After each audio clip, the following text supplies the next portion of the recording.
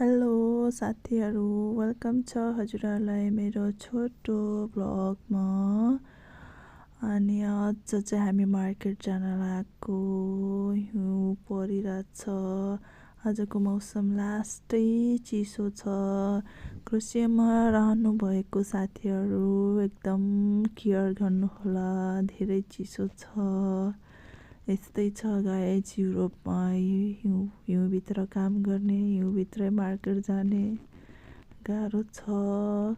तैपनि म रमाउँछु। मैले चाहिँ गीत गाउँदै हिउँ पर्यो बुढो रमाइचाङ भन्दै गीत गाउँदै नाच्दै थिएँ, उफ्रिँदै।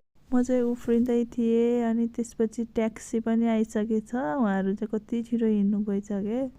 अनि बहिनी त अगाडि बसिसकेछ। म बस्छौँ भनेको, छोटो भिडियो बनाऊँ भनेको छिटो छिटो आउनु भनेर भनेको। अनि म पनि अब भित्र पसिसक्यो, गाडीभित्र पसेँ। अनि हेर्दै गर्नु होला साथीहरू, यस्तो छ मौसम, लास्टै चिसो। हातहरू त झर्ला जस्तै हुने के, लास्टै गाह्रो भएर हामीलाई मार्केट जान नि कतिखेर पुग्ला जस्तै भएर धेरै चिसो भएको थिएँ।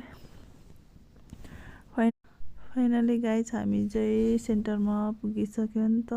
अनि मायाले फोटो खिचौँ न, एकछिन पर्खिनु भन्ने थियो कि। अनि त्यसपछि त हामी सेन्टरमै झरेँ।